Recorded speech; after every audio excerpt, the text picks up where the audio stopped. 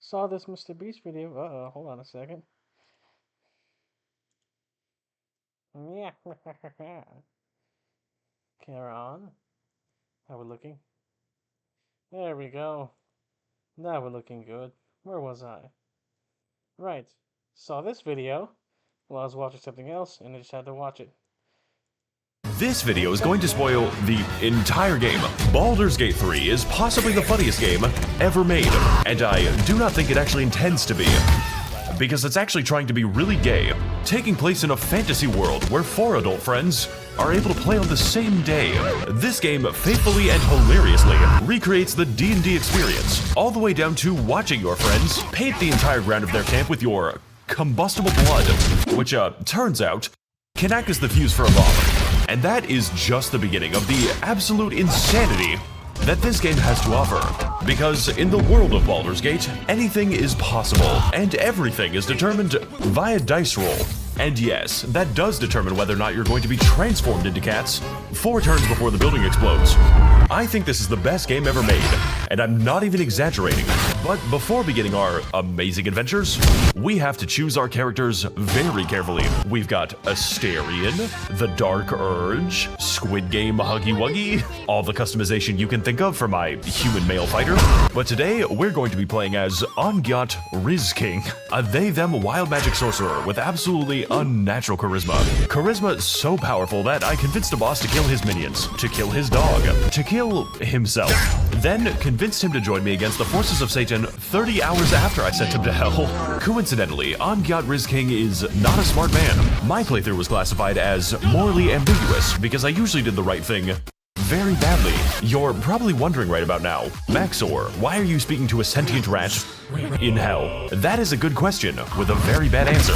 I thought it would be really funny to sell my soul to Lucifer and then break into his house, kill his incubus that he uses to have sex with himself, steal my soul back along with everything worth money, which is the real reason that I'm here, make a break for it just in time to get caught and be forced to kill Satan, who, by the way, has 666 HP and sings about how he's going to kill you like a Disney villain. Was this the ethical course of action? Maybe, but in retrospect, I did not think I would get caught. So, on top of his immaculate riz and dubious ethical success, the most important detail of Ongyat Rizking is that he is a wild magic sorcerer, which is definitely a class to choose. Imagine for a moment that you and your 20 allies are trying to push past a narrow corridor when me and the fellas cast a swarm of bees, black tentacles, and a goopy fart cloud which kills your entire team before you are able to see anything. I call this strategy the fucked up hentai. Now, if that was to hypothetically happen, you would theoretically accuse me of a lot of bullshit, to which I would respond with, yes, officer, I did just disintegrate that child. And what's more, I have committed crimes you can't even charge me for. Say hello to the spell Feign Death, which works by placing your allies into a coma. This, I would argue, is not a very useful spell, but if I were to say, give all my money away to a lucky merchant, then he would trust me enough to initiate nap time, and after carefully concealing my presence in a conspicuous dark blob, I will be able to steal my money back plus interest. And what's more, I get a fucking discount next time I show up. Is combat requiring just a little too much thought? Are you perhaps getting tired of taking any damage? Then, my friend, look no further than the Globe of Invulnerability, which does exactly what you think it does a little too well. The only caveat being that the invulnerability happens to work on enemies, and they tend to see invulnerability as an advantage, meaning literally every fight that I use it in devolves into the funny friendship circle. Say, for instance, that you are an enemy whose entire purpose is to explode yourself. If you happen to wander into the Orb of Comedy, you would be forced to unsuccessfully activate your bomb vest 20 times in a row, hoping and praying for a death that I cannot provide you. Honestly, if you're creative enough, you don't even have to play most combat encounters. I once fought a boss that began every fight by instantly killing me. Now, most normal people in this situation would reload the game, try some other quests, literally anything that uses your brain. But I am not normal people. I'm autistic. How else do you think this video gets made? The neurotypicals couldn't do this shit.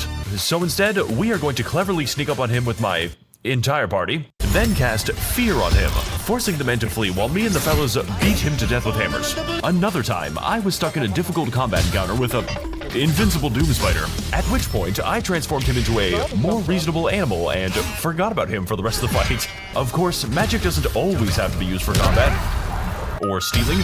Sometimes it can be used for productive things, like remote detonation. Imagine for a moment that you were tasked with solving a murder because the elephant police are being racist. Not against non-elephants, mind you, just immigrants. My guy is a reactionary ranch soda. You would be able to quickly resolve this situation by performing necromancy and asking the murder victim who killed them. Alternatively, if I wanted to, say, kill everyone in the goblin camp without conventional methods, I could simply cast Speak with Animals and gently convince the local spiders to begin an arachnid race war. In fact, you can use this on any animal in the game, including threatening rats into revealing their cheese location, or the cat that narrates like a noir detective. Although I do think it is very strange that I don't have to cast it before speaking to gnomes. But honestly, out of all the magical items you can obtain in this game, my favorite was definitely the Gamer Sups energy drinks, because it gives my character enough energy to leap 50 feet through the air and take extra actions per turn. It gets mailed to you as this cool alchemy powder so you can save on gold and craft it into useful consumables. Gamer Sups has all kinds of cool spells like Grandpa's Ashes, Guacamole Gamer Fart 9000, and my personal favorite, Lean. These are actual flavor names. We're also working on getting you guys an official Max0r cup. This is not the official Max0r cup. I would put boobs on it. But if you want other cups with boobs on them, you can find the shop for them here in Description Alley, right next to the subscribe store. And use code Max0r for 10% off all spells. I am not responsible for what comes after. See, that's what he's talking about. Spread your ass open, dude. You can do the rump shaker, huh? Dude, this car kicks ass, and I can watch Madagascar while I'm driving. Ass! Jesus fucking Christ. Just saw a wizarding duel outside Walgreens. One wizard cast a bullet at the other and stole his magical herbs. Turns out Gale wasn't actually a crip. Or maybe now he is. Wizarding life truly is amazing out here in Pennsylvania. Because when you join the Wild Magic Gang, you aren't just making a character. You're making a mistake. Wild magic sorcerers have a random chance to select an effect from a list of 100. As long as you install the mod that adds 80. Every spell my character cast was a guarantee that something will happen, and whether or not I wanted that to happen is a different story entirely. Consider the scenario that you and your heroic party are desperately trying to escape an underwater prison. And no, this time it wasn't for bestiality. It was for hate crimes. You have 5 turns to escape before your character reenacts the Titanic. This is when you make the critical mistake of casting a spell, which triggers the random effect of Lock All Doors, magically transforming this exploding prison into an exploding coffin. That is a reload. Or how about the time that I was tasked with holding onto a torch under penalty of death, whereupon the game decided that it would be really funny if I was banished to another dimension, because it would be even funnier if I happened to reload the game and immediately get petrified. Okay, look, I am exaggerating a little bit here. After all, the chances of you transforming into an ovine on your 3rd try would be pretty low. Of course, wild magic doesn't always have to ruin the game. Sometimes it can do really helpful things, like permanently inflict my character with the Clown Curse, which is, by every metric, an objective upgrade. I had an emotional cutscene after I got this, and I'm sure it made everyone feel better. Here we have the fight with the giant robot, where I accidentally transformed myself into a cheese wheel. This gives us all kinds of new abilities, like cheesy smell, which would be really good if, the robots could smell. Now, due to the obvious limitations of my class, Baldur's Gate 3 provides a myriad of options for customization, leveling, and companions, who, by the way, can be respec'd into any other class, making strategies like the 4-man gambling squad and Jurassic Park completely possible, but not exactly viable. Personally, I find it completely bullshit that I do not get an intimidation bonus for walking into the bank with 3 fucking velociraptors. Like, do you see this very often? So, to get at the true heart of the Baldur's Gate 3 experience, we have to make some friends, and eventually have sex with most of them. Honestly, it's pretty easy to forget that this game has combat. Personally though, I didn't get with any of them. Mostly because I can't show it, but also because I was interested in a more acquired taste. That's right, baby. Gay sex with Squidward. I always dreamed of touching those Squidward tentacles as I played his clarinet. Also, if you don't have sex with anyone human, the camp skeleton just insults you for having no bitches. and thus thou art alone. Shadowheart, more affectionately referred to as Shart, is a cleric of Shar that I spent the entire game gaslighting into a religious fundamentalist. Then, as soon as that became slightly inconvenient, beat her to death with my entire party so badly that I could not revive the body for round 2. Now, Shadowheart could have survived if I actually trusted her, but unfortunately, she is a white woman. And I don't Can I have extra cream in this coffee? You added fucking pickles with McDonald's order. Can you check the back of this department store? trust those. Gale is an aggressively bisexual wizard with a nuclear bomb inside of his chest. And, it wants me to feed it boots. Now, Gale claims this is because of his relationship with an actual goddess, but I don't believe him. Not because that's completely insane, but because I've seen how Gale behaves around me. This motherfucker is gay. And since I've covered all this game's wacky and funny spells, I decided that I was going to respec Gale into a barbarian and give him a gun. This wizard may be out of spells, but he is not out of shells. Will is a daring and noble warlock who is constantly told what to do and treated like a dog by a demon girl. So I don't understand why he doesn't enjoy that. This game's writing is unrealistic. Lae'zel is a Githyanki fighter who, within 3 seconds of speaking to her, made me decide that yes, I am going to do a racist character today. And over the course of our adventure, Lae'zel surprised and shocked me by never failing to prove my racism correct. Asterion is a... Sorry, I forgot I installed that mod. Asterion is a devilishly handsome rogue that specializes in giving enemies the devious backshots. This is mostly because Asterion happens to be a literal vampire, which becomes relevant when I sacrifice 7,000 children to him to create the ultimate life form. I promise the scene isn't gay. Unfortunately, this did basically nothing as Asterion proceeded to walk down the hall and get his ass beat to death with hammers. Because out of all the abilities our sacrifice could have given us, Asterion had graciously received the power to continue being useless. Though, to be fair to Asterion, no ultimate vampire twink is going to kill 5 full-blood Texans on their 5th Modelo. And Karlach is a very hot barbarian that I use throughout the game as a punching bag. One time, Karlach got so mad that she randomly destroyed every box in a 10-meter radius, repeatedly setting the entire party on fire until we fucking died. It was at this moment I decided that Karlach was going to be the one to disarm every trap in the game for me. Make sure to grab the treasures, Karlach. With our powers combined, we are the, world's shittiest polycule. We're having so much fun without Shadowheart. So, as the world's shittiest polycule, it naturally falls to us to combat the forces of Big Straight and stop the Squidward ethno-state. Mostly by accident, because if there's one thing that motivates me more than protecting my potential investments, it is stealing from them.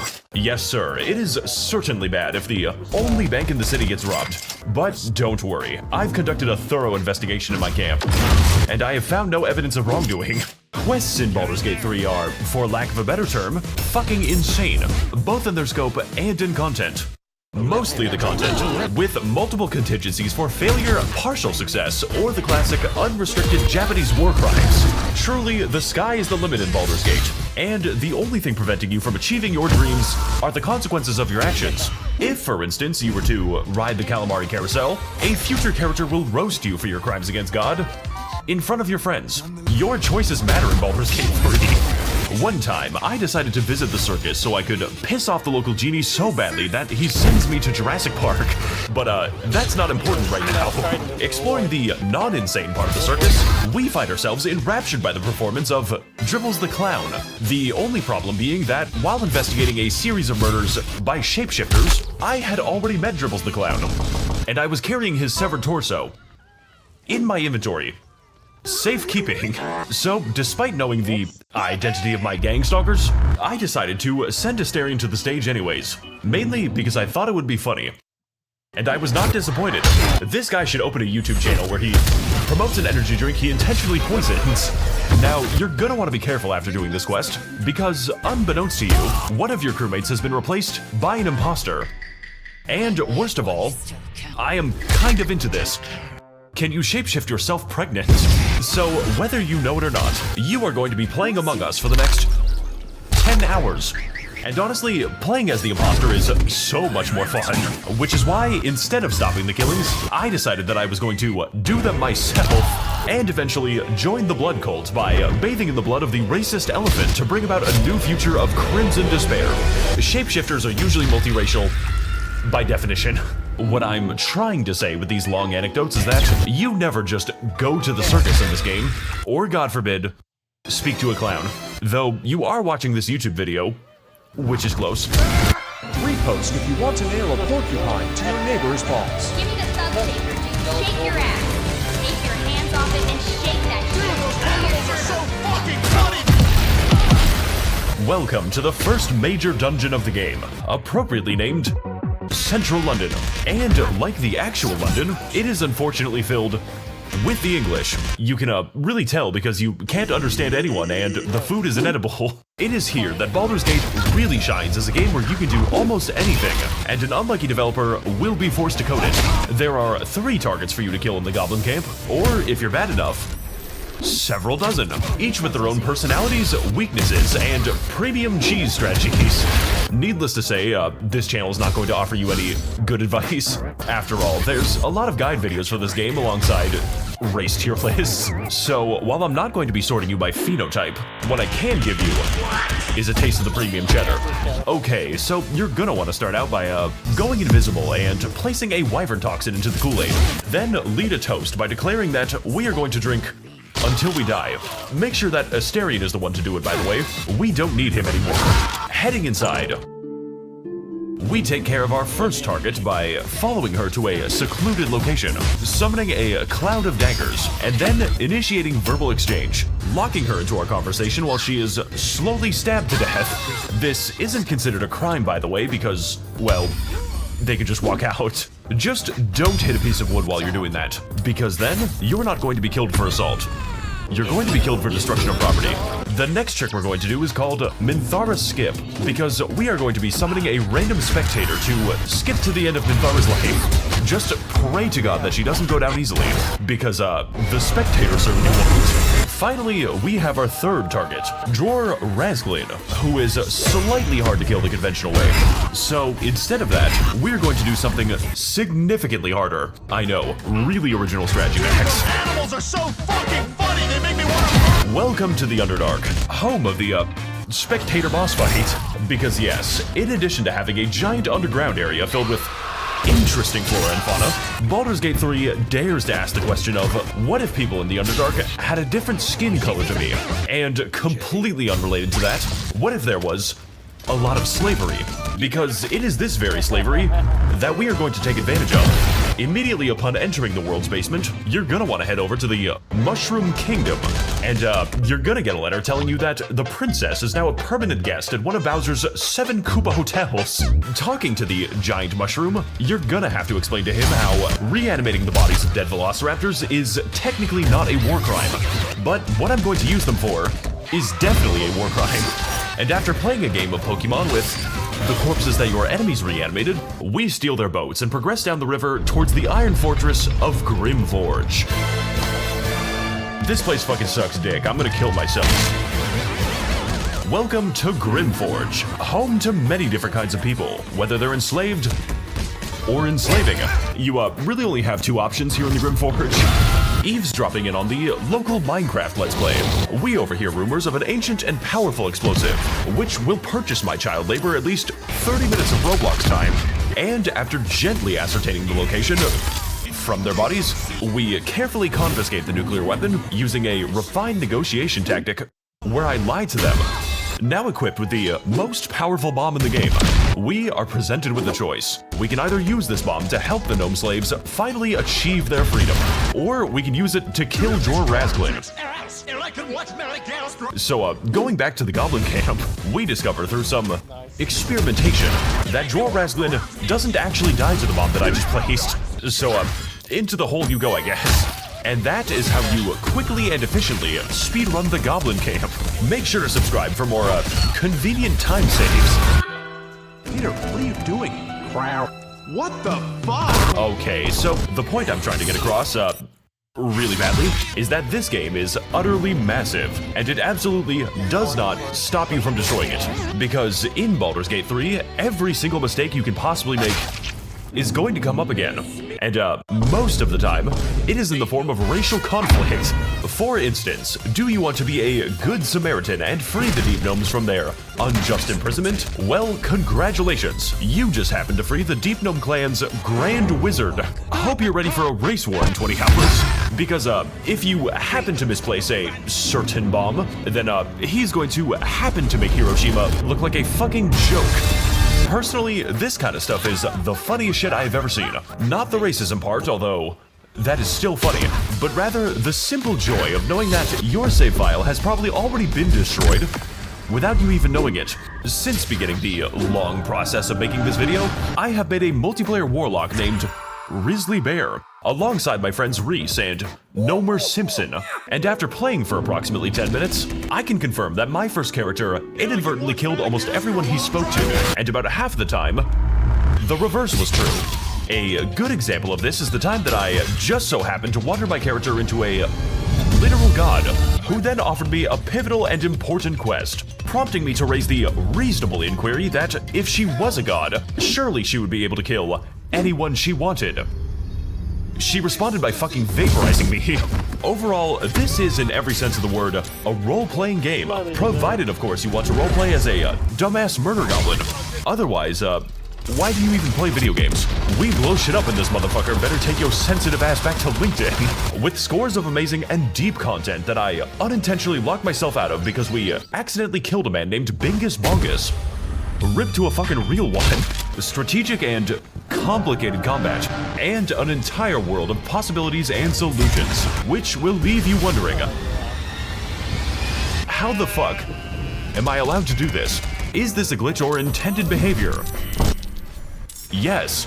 So, while I didn't get to cover everything since, I'm only human, you can trust me when I say that there is something in this game for everybody. 10 out of 10 would unleash Gnome Hitler again.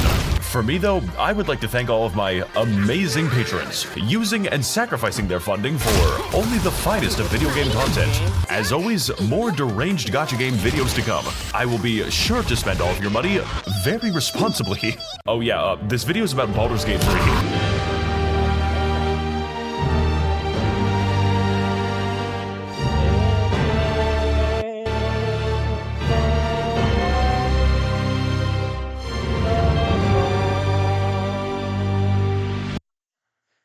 Alright, that was awesome. Okay, excuse me. Thank you much for watching. Like video, please.